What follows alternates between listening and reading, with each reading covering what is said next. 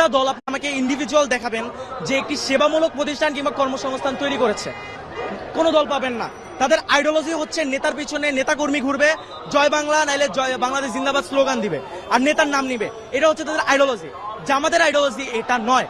তাদের আইডিওলজি কিভাবে একটি নতুন প্রতিষ্ঠান তৈরি করা যায়। আপনি যদি গত 53 বছরে খেয়াল করেন, অসংখ্য জামাতের হাসপাতাল, অসংখ্য ব্যাংকিং সেক্টর তৈরি করা হয়েছে, যার কারণে জামাতে ইসলামের যে নেতাকর্মীরা রয়েছে পড়াশোনা শেষে তারা যদি চাকরিও না পেয়ে থাকে তাদেরকে ওইখানে নিয়োগ দেওয়া হয়, এবং যার কারণে তাদের চাঁদাবাজি কিংবা এইসব কাজে লিপ্ত হতে হয় না। তারা একটি অর্থনৈতিক ভালো একটি কাজের মাধ্যমে তাদের জীবন বাহন করতে পারে। এবং জামাতের আদর্শ এবং অন্য একটি দলের আদর্শে ভিন্ন কোথায়। আমি একটি কথা বলতে চাই, অন্য একটি দলে আপনি সেন্ট্রাল থেকে টাকা পাবেন, টাকা যদি না পান আপনি চাঁদাবাজিতে লিপ্ত হবেন। আপনি বিএনপি বলুন, আওয়ামী লীগ বলুন, ছাত্র দল বলুন, ছাত্রলীগ বলুন, সবাই একই ক্যাটাগরি। আপনি ছাত্র শিবির বলুন যদি, বা ছাত্র জামাত ইসলাম বলুন, এদের অর্থ উৎস কিন্তু এইটা নয়। এদের অর্থ উৎসটা কোথায় আমি আপনাকে বলি। ক্লাস 9-এর একটি